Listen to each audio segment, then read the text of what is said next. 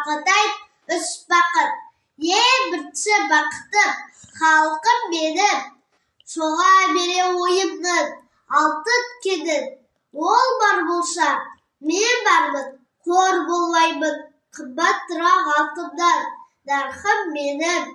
Ал екінші бақытым, тілім менің. Тас жүректе тілімнен тінім дедім. Кейде дүниеде түн өлшемде, қасиетті тілімнен түн өлмедім. Бақытым бар үшінші отан деген, Құдай деген кім десе отан дерем. Оты жүнген жалғанда жан баршын ба, ойланбай-ақ келдің отан менен.